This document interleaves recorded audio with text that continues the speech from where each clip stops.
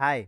इस वीडियो में हम पढ़ेंगे नेहरू इन vision on agriculture policy. Agriculture policy के ऊपर नेहरू जी के क्या विचार थे, ये हम इस वीडियो में पढ़ेंगे। देखिए, under the leadership of Nehru government initiated agrarian reform along side rapid industrialisation. अभी हमने पिछले वीडियो में इकोनॉमिक्स की बात की जिसमें इंडस्ट्रियलाइजेशन की बात की थी।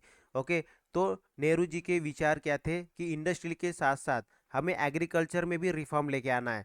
तो इन्होंने एग्रीकल्चर से रिलेटेड भी काफ़ी पॉलिसी लेके आए। इंडस्ट्री के साथ साथ इन्होंने एग्रीकल्चर में भी काफ़ी रिफॉर्म किए।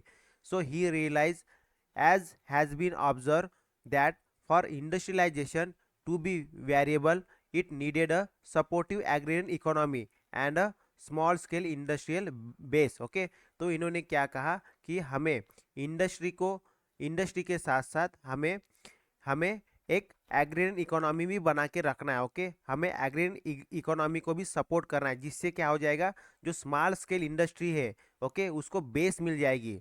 सो ही his idea on town planning going beyond road and park to education, recreation, employment, business were remarkably modern। तो इनकी जो आइडिया थी किसके ऊपर, टाउन प्लानिंग के ऊपर। ओके, वो गोइंग बियॉन्ड रोड। ओके, मतलब टाउन मतलब रोड अच्छे अच्छे बनाना, इतना ही नहीं है। इनका क्या मतलब था, टाउन प्लानिंग से मतलब ये था कि हमें क्या होना चाहिए, अच्छी एजुकेशन मिलनी चाहिए, रिक्रिएशंस रूम होनी चाहिए, एम्प्लॉयमेंट मिलना चाहिए, बिजनेस होना चाहिए वहाँ पे। इस तरह से इनके क्या थे, मॉडर्न आइडियाज़ थे। टाउन मतलब अच्छी अच्छी सड़कें। ओके, यही नहीं होता है, हमें एजुकेशन, रिक्रिएशन, एम्प्लॉयमेंट, बिजनेस, ये सभी चीज़ों के तरफ भी ध्यान देना पड़ेगा। Slums distress him. ओके, जो स्लम थे उनको ये डिस्ट्रेस करते थे। Okay, he visualise a symbio symbiotic relationship between the city and the village। Okay, so a successful land reform policy was introduced which abolished giant land holding but effort for redistributed land by placing limit on land ownership। Okay, तो देखिए इन्होंने mainly जो giant okay giant hold land holding मतलब बहुत ज़्यादा ज़मीन hold करके जो रखते थे। ओके, इसीलिए मतलब जो लैंड लॉर्ड थे जो वो क्या करते थे, बहुत सारी जगह मतलब ब्रिटिश काल से ही बहुत सारी जगह अपने अपने पास रखा करते थे। ओके, तो उससे क्या है, बहुत सारे गरीब जनता के पास लैंड नहीं होती थी, एग्रीकल्चर लैंड नहीं होती थी। ओके, तो इसीलिए इन्होंने एक लैंड रिफॉर्म पॉलिसी लेके आ गए। तो इनका मतलब क्या था कि सबको समान अधिकार मिलना चाहिए, सबको समान क्या है, एग्रीकल्चर होनी चाहिए, सबके पास समान एग्रीकल्चर होनी चाहिए। तो इन्होंने रीडिस्ट्रीब्यूट करना शुरू कर दिया। एंड इन्होंने जो लैंड के ऊपर एक लिमिट लगाना शुरू कर दिया through the land reform policy. But did not succeed to a large extent, लेकिन ये बहुत ज़्यादा सक्सेस नहीं हुआ बहुत सारी जगह पे।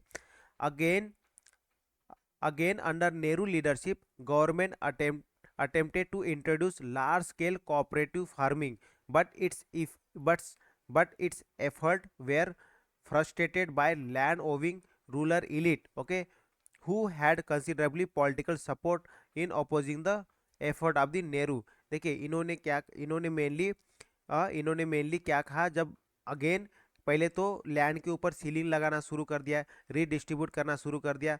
फिर इन्होंने लार्ज स्केल कोऑपरेटिव फार्मिंग के ऊपर बात की। कोऑपरेटिव फार्मिंग से अगर अगर हम सिंपल एग्जांपल ले, तो जैसे अमूल है, अमूल दूध से, अमूल जो है एक बहुत बड़ी कंपनी है जो मेनली दूध, एक कोऑपरेटिव कंपनी है ये एक्चुअली। ओके, मतलब मतलब लोग एक दूसरे के साथ मिल के कोई ऐसा काम करे जो कि वो प्रॉफिटेबल हो। ओके, उससे कोई प्रॉफिट निकल के आए और बाकी लोगों को भी उससे कुछ फायदा हो और रोजगार भी पैदा हो। ओके, एम्प्लॉयमेंट भी जनरेट हो इस तरह से। लेकिन क्या था उस समय, जो रूरल एरिया में जो रूरल इलीट थे एक्चुअली। ओके, रूरल इलीट थे, वो उनको उनके पास काफ़ी पैसा होता था, वो काफ़ी ज़मीन होती थी। तो वो उससे क्या करते थे, उससे वो पॉलिटिकल जो उनको पॉलिटिक्स को इन्फ्लुएंस करते थे, मतलब पॉलिटिकल सपोर्ट अपने पास ले लेते थे। ओके, और वो नेहरू को अपोज करते थे इस तरह से। तो agriculture production expanded until the early 1960 as additional land was brought under the cultivation and some irrigation project began to have an effort। तो इसके बाद क्या हो गया, 1960s के पहले मतलब अर्ली में क्या हुआ, स्टार्टिंग में जो एग्रीकल्चर प्रोडक्शन है वो बढ़ गया। ओके, और इन्होंने कुछ इरिगेशन प्रोजेक्ट भी लेके आ गए, सो दैट एग्रीकल्चर में क्या हो सके, कुछ सपोर्ट मिल सके। दी एग्रीकल्चर इरिगेशन प्रोजेक्ट मतलब जैसे कुछ कैनल बना दिए। ओके, इस टाइप से the establishment of agriculture universities also contributed to agriculture development. तो इन्होंने एग्रीकल्चर यूनिवर्सिटीज़ का इस्टेब्लिशमेंट किया, सो दैट एग्रीकल्चर यूनिवर्सिटीज़ में एजुकेशन मिले, एग्रीकल्चर से रिलेटेड, और एग्रीकल्चर में डेवलपमेंट आए। During Nehru leadership green revolution was a huge success story.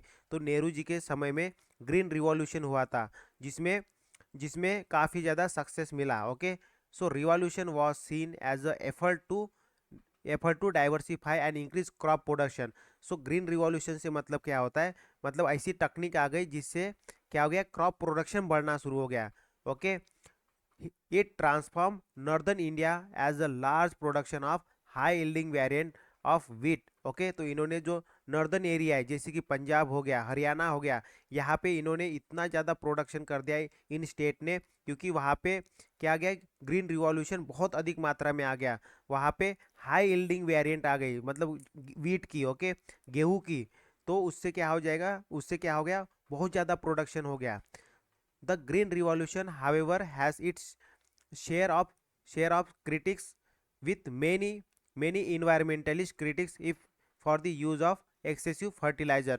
तो फिर उसके बाद क्या हो गया, काफ़ी क्रिटिक्स आ गया उसके ऊपर, मतलब काफ़ी लोग क्रिटिसाइज करने लगे कि इससे इन्वायरमेंट के ऊपर इफेक्ट पड़ रहा है। ओके, हम अधिक मात्रा में अगर फर्टिलाइजर्स यूज करेंगे, फर्टिलाइजर यूज कर रहे थे, इसी इससे क्या हो रहा था, प्रोडक्शन बढ़ गया था। ओके, हाई यील्डिंग वेराइटीज आ गई थी अलग अलग टाइप की, जिसके लिए बहुत ज़्यादा फर्टिलाइजर की ज़रूरत पड़ती थी। तो जो इन्वायरमेंट से रिलेटेड जो काम करते थे वो इसको ओपोज करना शुरू कर दिए। The green revolution has been criticise for creating economic and regional inequality too. तो ये जो ग्रीन रिवॉल्यूशन था, तो जो क्रिटिसाइज कर रहे थे, green revolution has been criticise, तो ग्रीन रिवॉल्यूशन को क्रिटिसाइज किया गया फॉर, किस लिए क्रिटिसाइज किया गया, इकोनॉमिक एंड रीजनल इनइक्वेलिटी के बेस पे, कि यहाँ पे ग्रीन रिवॉल्यूशन हुआ। ओके, यहाँ पे अभी भी बहुत ज़्यादा एग्रीकल्चर में काम बाकी है, इस टाइप से इनइक्वेलिटी के बेस पे। ओके, क्रिटिसाइज करते थे किनके पॉलिसी को, नेहरू जी के पॉलिसी को। Okay, so however we must not lose sight of the fact and this very revolutionary brought self sufficiency in agriculture production। तो हमें ये देखना चाहिए कि इससे क्या हो गया, हमारे देश में प्रोडक्शन बढ़ गया, तो हम सेल्फ सफिशिएंट बन गए एग्रीकल्चर के प्रोडक्ट में। Okay, it brought a new tool and technique of production to the fore and put India high on agriculture advance। Okay, advance country map. तो इससे क्या हो गया, ग्रीन रिवॉल्यूशन आने से देश में काफ़ी प्रोडक्शन बढ़ गया, और देश को एक अच्छा मतलब काफ़ी ज़्यादा एडवांसमेंट मिला, मतलब काफ़ी बढ़ावा मिला, ठीक है, बाकी कंट्री के हिसाब से। ओके, तो इस तरह से जवाहरलाल नेहरू जी ने एग्रीकल्चर में अपने विचार, अपने विजन लेके आए अलग अलग तरीके से। ओके, सबसे पहले इन्होंने क्या किए कि जो ज़मीन थी, जो लैंडलॉर्ड थे, बड़े बड़े लैंडलॉर्ड, उनसे ज़मीन लेके, ओके, मतलब इक्वली डिस्ट्रीब्यूट होनी चाहिए। तो इन्होंने क्या किया, मेनली रिफॉर्म लेके आए, एग्रीन रिफॉर्म लेके आ गए। ओके, पहली चीज़ हो गई। दूसरी चीज़ इन्होंने मतलब सपोर्ट करना शुरू कर दिया, एग्रीकल्चर में सपोर्ट करना शुरू कर दिया, कैनल बनाना शुरू कर दिया। ओके, लेकिन उन्होंने फिर ये भी कहा कि हमें कोऑपरेटिव सोसाइटीज़ बनाना चाहिए। ओके, पहली चीज़ तो ये हो गई, redistribution of the land. Second is the cooperative. Okay, cooperative business करना चाहिए हमें।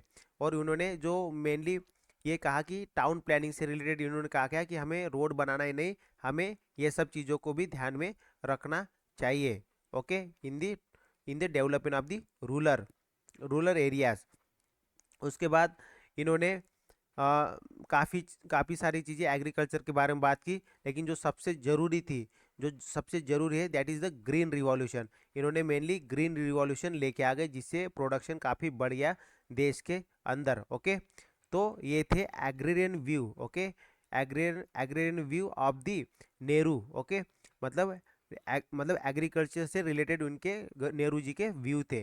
नेक्स्ट वीडियो में हम पढ़ेंगे नेहरू जी के क्या सोशल पॉलिसीज थी। ओके, नेहरू जी की क्या सोशल पॉलिसीज थी, क्या उनके विचार थे। ओके, ये हम नेक्स्ट वीडियो में पढ़ेंगे। So that's all for this video. Thank you, bye bye.